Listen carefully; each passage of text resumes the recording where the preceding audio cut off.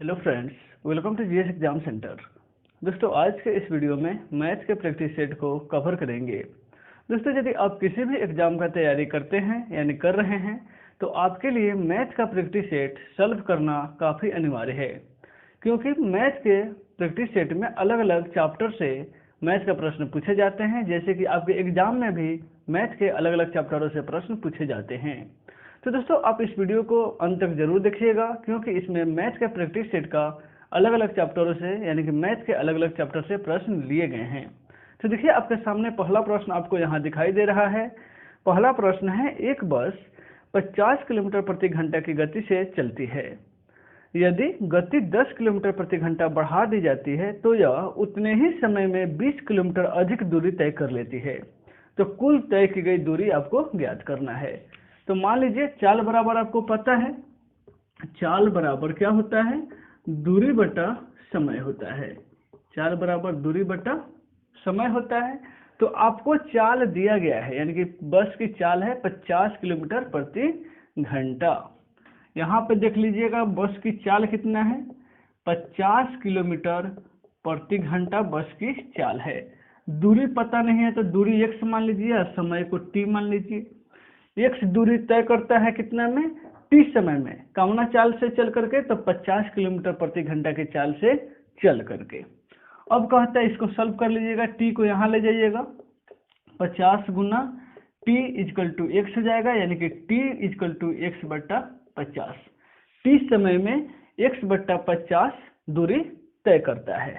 ठीक है, ये t जो है समय है, t समय में x बट्टा 50 किलोमीटर दूरी जो है तय करता है। अब कहता है कि यदि उसकी दूरी चाल को 10 किलोमीटर प्रति घंटा और बढ़ा दिया जाता है, कितना, 10 किलोमीटर प्रति घंटा और, तो चाल कितना हो जाएगा, चाल हो जाएगा 50 पहले से है, 10 बढ़ा दीजिएगा तो कितना हो जाएगा, 60 किलोमीटर प्रति घंटा हो गया। हो जाएगा कि नहीं।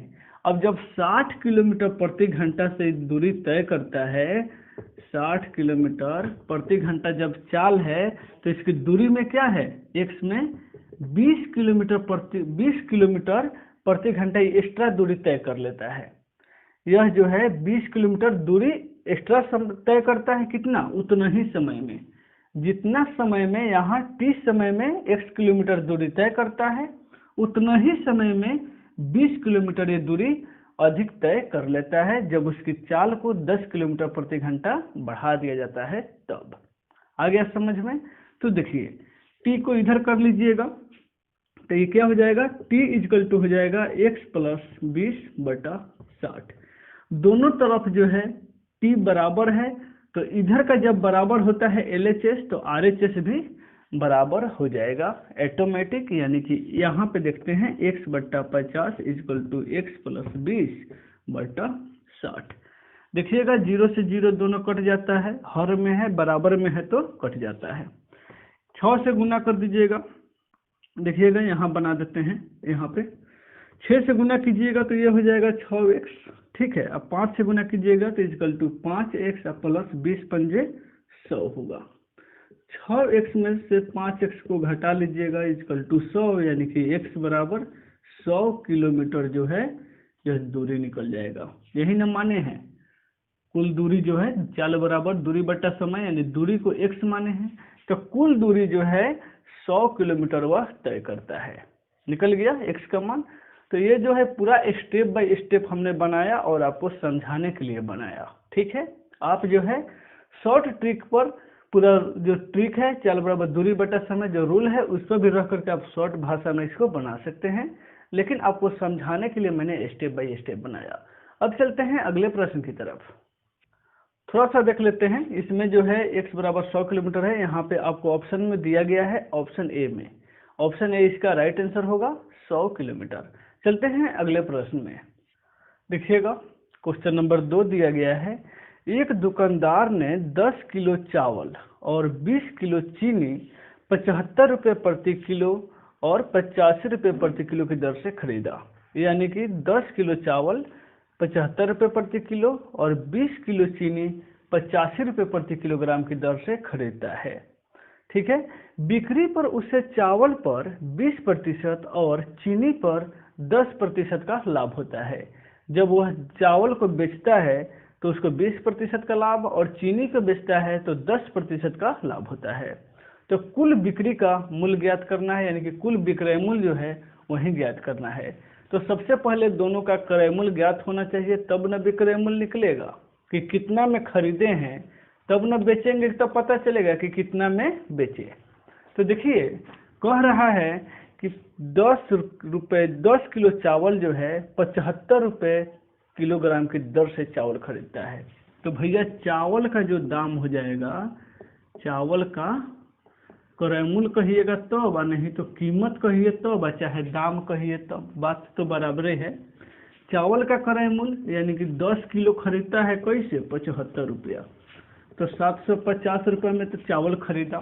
और चीनी जो है, चीनी का क्रय मूल्य कितना है, तो चीनी खरीदता है 20 किलो चीनी 85 रुपये के दाम से खरीदता है। तो 20 गुना 85 हो जाएगा कि नहीं, जीरो का जीरो, 5 दूना 10 के जीरो, 8 दूना 16, 1 17।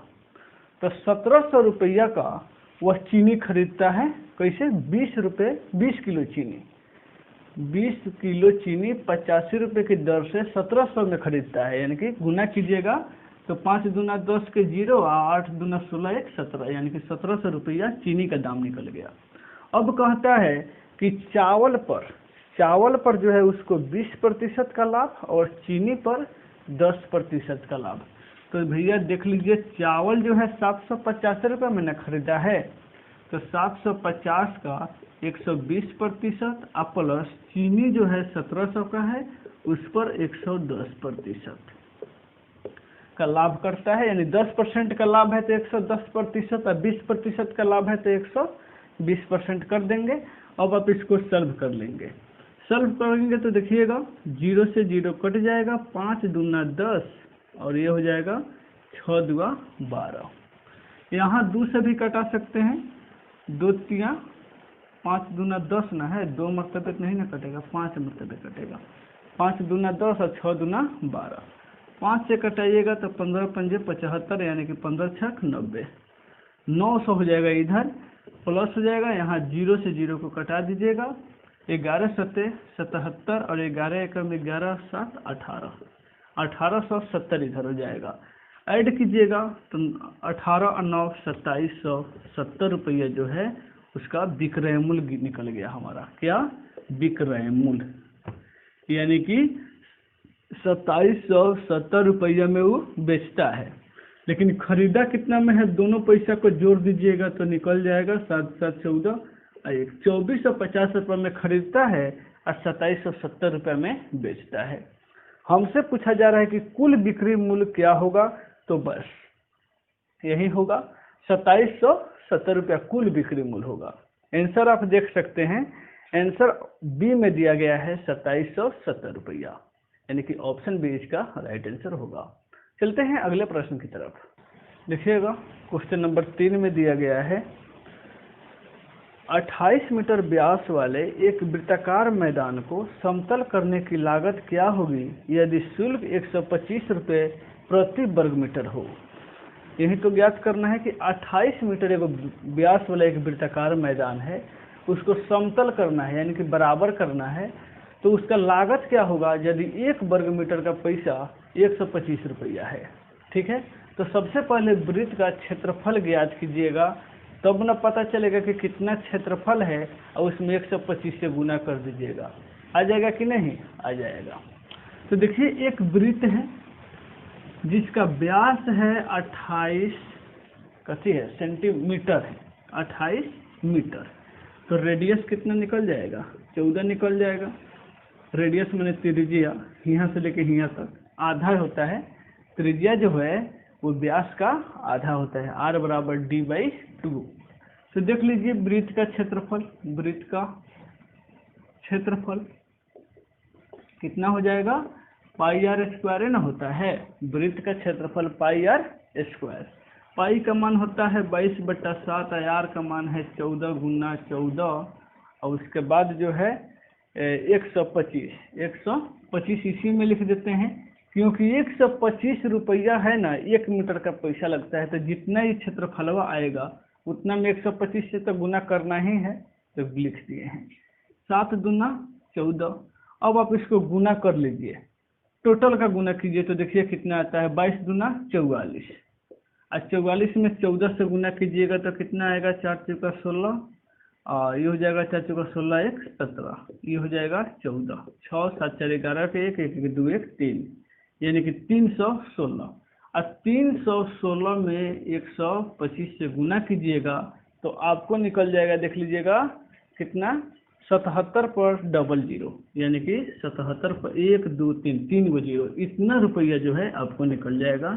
गुना कीजिएगा तब 77,000 रुपया आपको इसका खर्च में निकल जाएगा।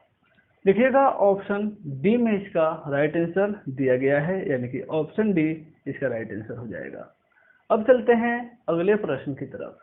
क्वेश्चन नंबर 4 में दिया गया है, एक 2 अंकों की संख्या और संख्या के अंकों को परस्पर बदल लेने से प्राप्त संख्या के बीच का अंतर 54 हो जाता है। 2 अंकों की एक संख्या है, यदि उसको उलट फेर कर दिया जाता है तो दोनों में अंतर 54 का हो जाता है। तो वही संख्या का अंतर ज्ञात करना है, फिर वो संख्या ज्ञात कीजिएगा और वो 2 अंकों की संख्या का अंतर ज्ञात कीजिएगा। तो सबसे पहले संख्या बराबर हम क्या लिखेंगे, संख्या 2 अंकों की संख्या में एक होता है इकाई या एक होता है दहाई, यही ना होगा। मान लीजिए ये 11 है चाहे 12 है, इसमें ये इकाई हुआ ये दहाई हुआ। यदि ये 25 है तो ये इकाई हुआ या दहाई हुआ, यानी कि दाहिने तरफ से उसको दहलाते हैं, इकाई दहाई सैकड़ा इस प्रकार से। तो संख्या में दहाई में 10 होता है, इकाई में तो संख्या हो जाएगा जो फर्स्ट अंक है। जैसे में मान लीजिए कि आपको 26 दिए हैं, तो ये तो इकाई में 6 हो गया, दहाई में क्या होगा, 20 न होगा। दहाई में 2 है तो उस पर 20 होगा, इस दोनों को जोड़ दीजिएगा तो 26 नहीं हो जाएगा। उसी प्रकार होता है, यदि सैकड़ा रहता तो 100 हो जाता, 1000 रहता यहाँ पे 4 रहता तो 4000 हो जाता, इस प्रकार होता है, ठीक है ना। तो यहाँ पे सबसे पहले दहाई संख्या 2 अंकों की है तो इकाई दहाई से बनेगा। तो मान लीजिए इकाई अंक उस संख्या का x है, संख्या का इकाई अंक x है तो दहाई अंक y हो जाएगा, और नहीं तो दहाई अंक जो है x हो जाएगा तो उसका इकाई अंक y मान लेना होगा, ठीक है। तो मान लेते हैं संख्या का इकाई अंक जो है, इकाई अंक x है तो दहाई अंक ऑटोमेटिक y मान लीजिए, तो 10y + x, ये एक मूल संख्या हो गया। लेकिन जब इसको उल्टा जाता है, किससे, उसको उल्टा जाता है, यानी कि y की जगह पर x लाया जाता है, x की जगह पर y लाया जाता है, तो उसका अंतर जो है वह इस प्रकार से हो जाता है, उसका अंतर 54 हो जाता है। आया समझ में कि नहीं। संख्या तो मूल संख्या ये मान लिए हैं, यदि मान लीजिए यही हम 26 मान लेते हैं तो एक 26 हो गया, तो 26 को फिर जब उल्टा करेंगे यानी कि 62 हो जाएगा, तो इसका मूल अंतर आपको 54 कह रहा है। यहाँ पे जैसे प्रश्न है, x वाले को जब y पर लाना है और y वाले को x पर ले जाना है तो टर्म उलट जाएगा, तो इसका अंतर 54 है, ठीक है ना। संख्या को पलटने से जो संख्या प्राप्त होता है वह 54 है। तो इस दोनों संख्या का वैल्यू निकालना है, तो पहले इस संख्या का मान निकालिए। देखिए ये तो हो जाएगा 10x और यहाँ है 10y + x, और यहाँ -10x - y हो जाएगा, होगा कि नहीं, क्योंकि यहाँ प्लस माइनस माइनस, अब यहाँ भी माइनस से भाग गए, गुना कर दीजिएगा तो यह माइनस हो जाएगा, यह भी माइनस हो जाएगा। एक को x में से, यहाँ देखिए 10y में से एक y घटा लीजिए तो 9y, और यहाँ -10 को में से एक घट जाएगा तो 9x = कितना, 54। 9 को कॉमन कर लीजिएगा तो y - x = 54, और 54 को 9 से कटा दीजिएगा तो 6, यानी कि y - x = कितना, 6। हमसे पूछा जा रहा है कि दोनों संख्याओं का अंतर क्या होगा, तो अंतर, एगो तो संख्या हेदे है, एगो संख्या हेदे है, तो अंतर कितना निकल गया, 6 नहीं निकल गया, प्रश्न हल करते में निकल गया। अब हम आंसर देख लेते हैं कि आंसर में दिया गया है कि नहीं। ऑप्शन ए में ही दिया गया है 6, यानी कि ऑप्शन ए इसका राइट आंसर हो जाएगा। आया समझ में। चलते हैं अगले प्रश्न की तरफ। क्वेश्चन नंबर 5 है, यदि 18, 16, 22, 13 एक संख्या नहीं दिया गया है, आंकड़ों का माध्य 16 हो तो नहीं दिया गया वाला संख्या का वैल्यू ज्ञात करना है। उसका है x मान लीजिए वहां पे जगह पे, तो 18 है, 16 है, 22 है, 13 है। 18, 16, 22, 13 एक संख्या नहीं है तो x नहीं मान लीजिएगा, चाहे y मान लीजिए, चाहे z मान लीजिए। तो ये 5 संख्या है जिसका मान कितना, माध्य कितना दिया गया है, 16 दिया गया है। तो माध्य ज्ञात करने के लिए संख्या को बीच में ऐड कर दिया जाता है और जितना संख्या है उतना से भाग कर दिया जाता है, कोई दिक्कत नहीं है। बीच में ऐड का चिन्ह लगा दीजिए, जो जितना संख्या हो उसको गिन करके भाग में लगा दीजिए। तो 5 को संख्या है तो 5 से भाग कर देंगे, संख्या को जोड़ दीजिए। 18 ऐसे जोड़िए, 3 2 5, 5 और 6 11, 11 8 और 19 के 9, एक बचेगा, 1 1 2 और 2 4, 1 5 और 1 6, 69 होगा कि नहीं, प्लस x। अब 5 को ले जाकर ट्रांसफर कर दीजिए 16 में, यानी कि 16 गुना 5 हो जाएगा कि नहीं, 69 अब प्लस x इजकल टू 80 या x बराबर 80 में से 69 को घटा दीजिएगा तो 11 बच गया। यही इसका आंसर हो गया। कहाँ भारी है देखिएगा, 11। अब 11 में आपको दिया गया है ऑप्शन बी में, यानी कि ऑप्शन बी इसका राइट आंसर हो जाएगा। तो दोस्तों ये रहा इस प्रैक्टिस सेट का 5 महत्वपूर्ण प्रश्न। यदि आपको वीडियो अच्छा लगता है तो वीडियो को लाइक भी कर लीजिएगा और चैनल को अभी तक आपने सब्सक्राइब नहीं किया है तो चैनल को भी सब्सक्राइब कर लीजिएगा, क्योंकि इस चैनल पर प्रत्येक दिन 2-3 प्रैक्टिस सेट मैथ का अपलोड किया जाता है। फिर मिलते हैं अगले प्रश्न में, अगले वीडियो में नेक्स्ट प्रश्न के साथ। तब तक ले गुड बाय।